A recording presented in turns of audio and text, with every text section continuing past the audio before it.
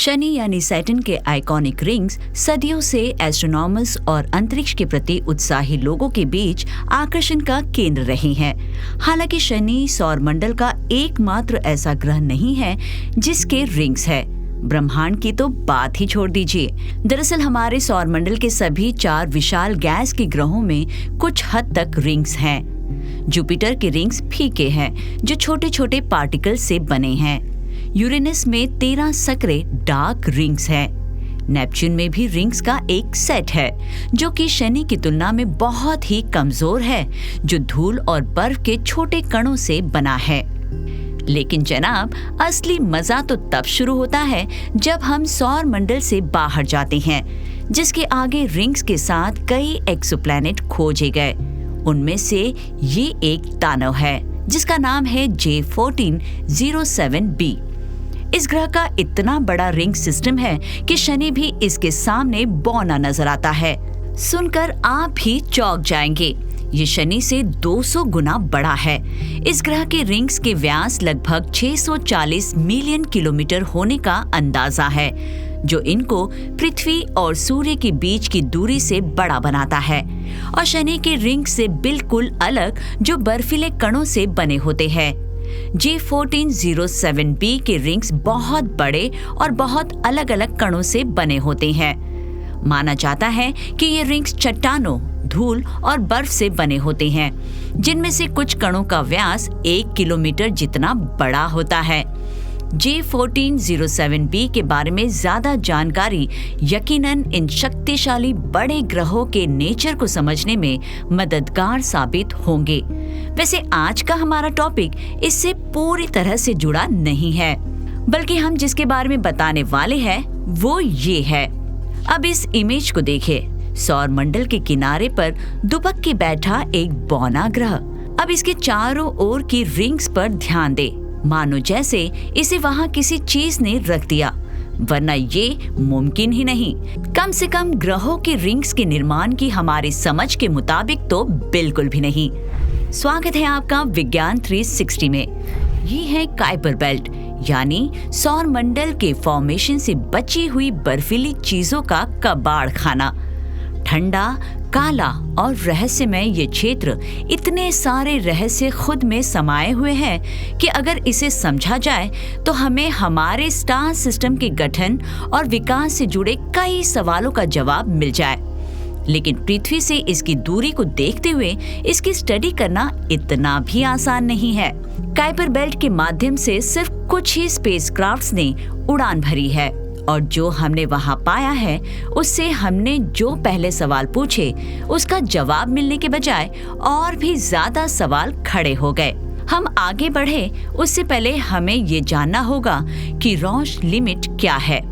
चलिए आपको समझाते हैं।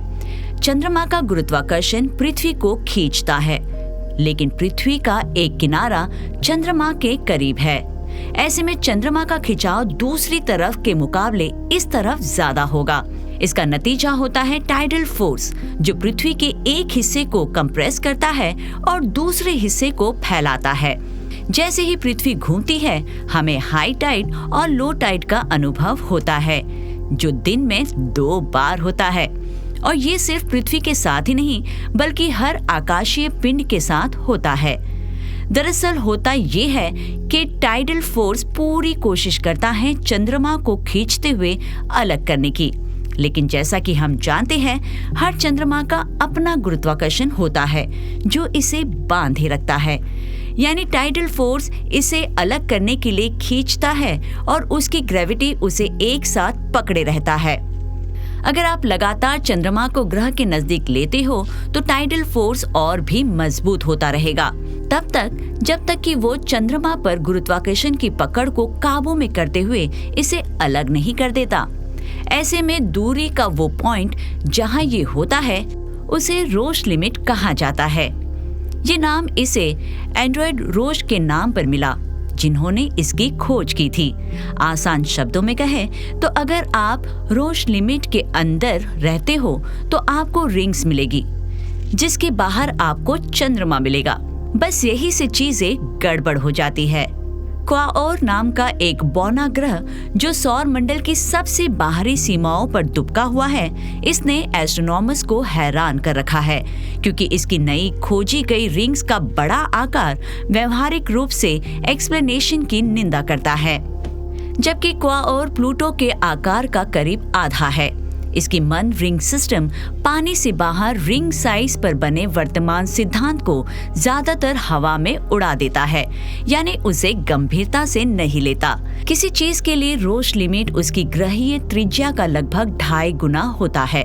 हालांकि क्वाओर की रिंग्स के मामले में ये 7 से ज्यादा है। इतनी दूर रिंग्स का होना नामुमकिन माना जाता है। ये Kuiper belt object theoretical physics के लिए वाकई में चुनौती है और हमारे ग्रहीय रिंग मॉडल के लिए किसी बुरे सपने के बराबर। ऐसा कैसे हो सकता है कि क्वाओर के चंद्रमा में बनने के बजाय उसके चारों ओर रिंग्स है, जबकि रिंग्स की खोज करना अपने आप में एक उपलब्धि है। इसके आकार की व्याख्या करना बहुत मुश्किल साबित हो सकता है। यहाँ सबसे आसान एक्सप्लेनेशन यही है कि ये रिंग्स युवा है और उसके पास पुनर्निर्माण का वक्त नहीं है। या हो सकता है ये एक चीज होने के बाद भी अनदेखी हो, जिसका गुरुत्वाकर्षण चंद्रमा के बनने में बाधा बन रहा हो।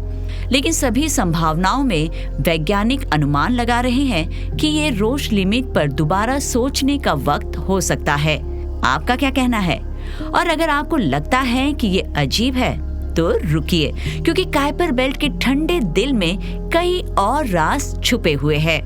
पेश है आपके सामने ओरोकोथ, काइपर बेल्ट में मौजूद एक ट्रांस नेपच्यूनियम चीज।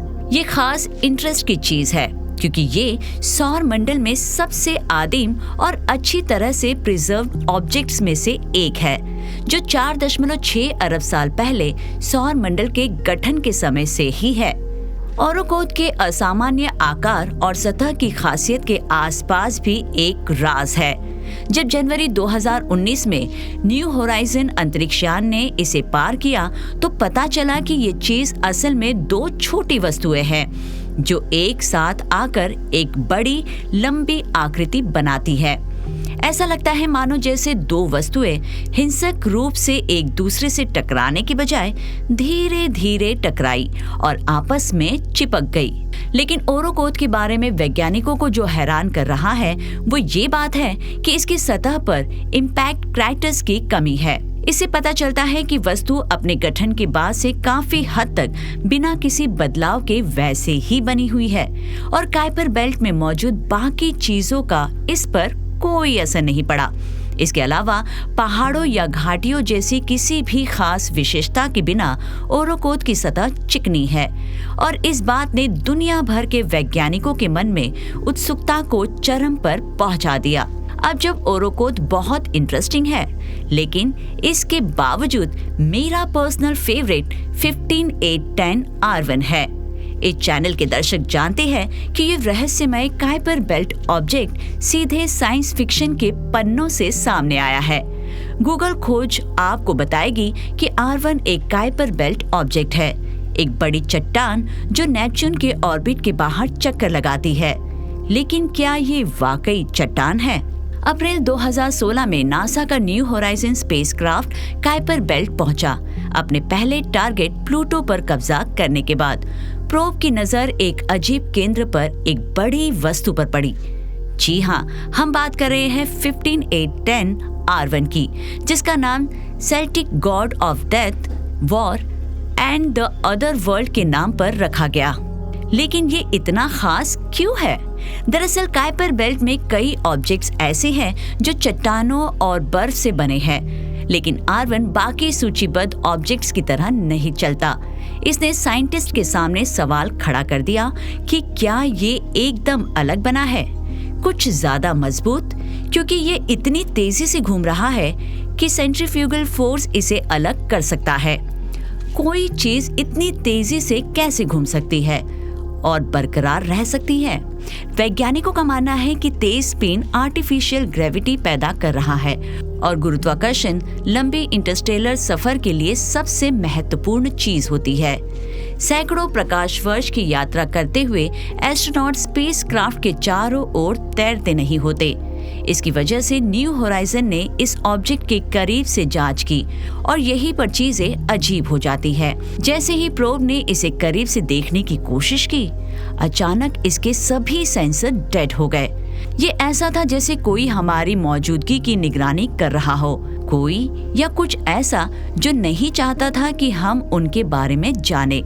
लेकिन कांटेक्ट खोने से ठीक पहले नासा ने देखा कि R1 एक बड़े अंतरिक्षयान की तरह घूम रहा था।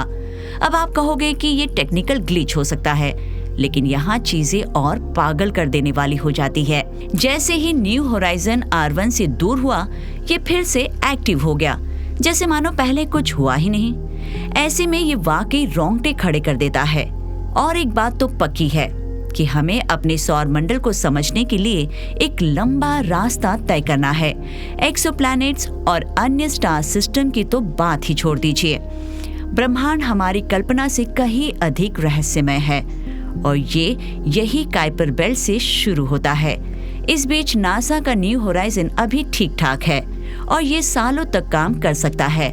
ऐसा हम इसलिए कह रहे हैं क्योंकि ये हमारे सौरमंडल के किनारे पर बर्फीले पिंडों की खोज करता है और हो सकता है आने वाले सालों में हम एक असाधारण खोज करें। आपको क्या लगता है? अपनी राय कमेंट कर हमें जरूर बताएं। विज्ञान से जुड़ी ऐसे ही इंटरेस्टिंग खबरों को जानने के लिए हमारे चैनल विज्ञान 360 को सब्सक्राइब करें और बेल आइकन को प्रेस करना ना भूलें।